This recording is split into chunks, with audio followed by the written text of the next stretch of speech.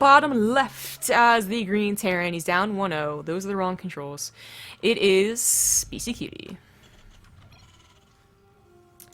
In the top left as the orange Protoss, it is EG's HuK.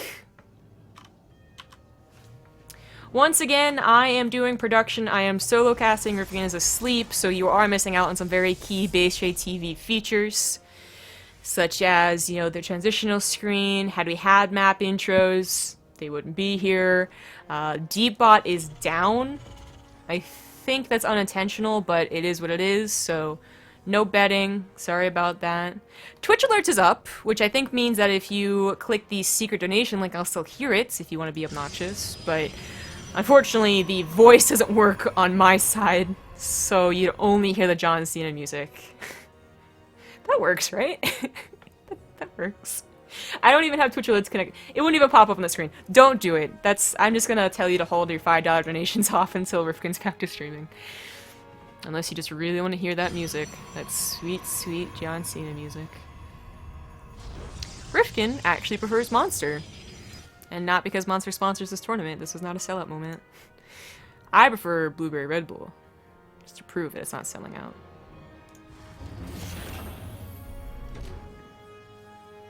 The secret is a bot command. The secret donation's a bot command, but it shows up in Twitch alerts? I don't know. I don't know how he's got it all wired.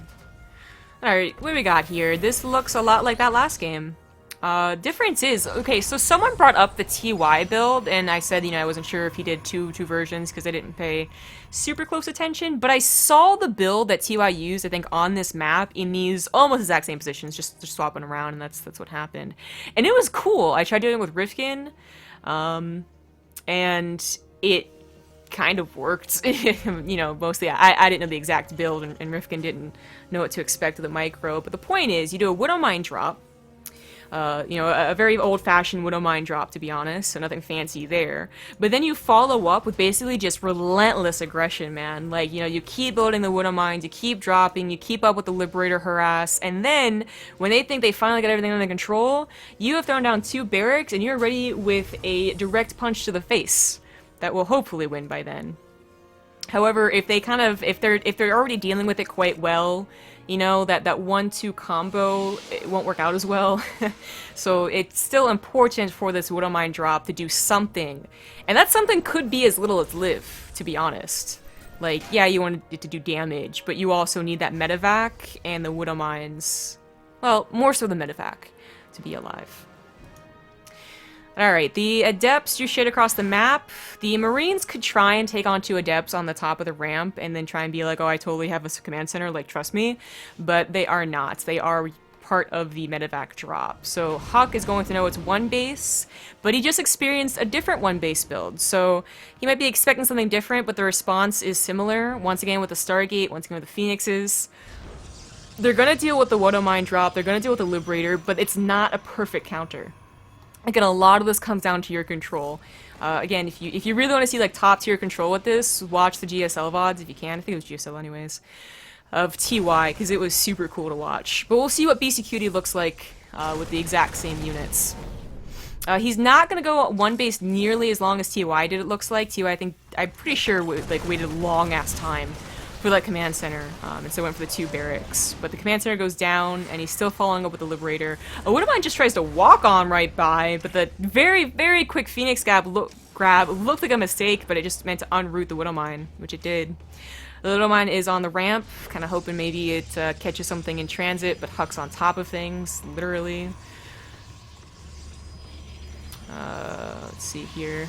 The medevac, again, most important to keep it alive, but with the Phoenixes out, you know that it's going to be hard to keep it alive and also continue to do aggression. It's a single probe and basically has to get out of there. There's a Marine for it.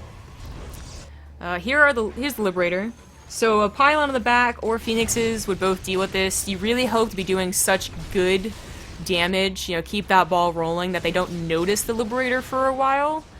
But HuK has done a really nice job defending against this. And, you know, honestly, now that Beastyqt has shown this type of build twice, you know, a 1-1-1 of some regard, It's going to be really hard to think a third game with the same idea is going to work, you know? Like, if Beastyqt, it is going to be going to a game 3, it's best of 5, but if Beastyqt does another build like this, it's not going to work apparently. But Terrans are very fearful of just doing a regular build versus Protoss, so I don't know. Beastyqt needs to find something that works, because right now nothing he's doing is working. That's just the straight of it. Oh, the medevac was supposed to live! It was back home! Okay. Never mind. That's just dead. That's dead.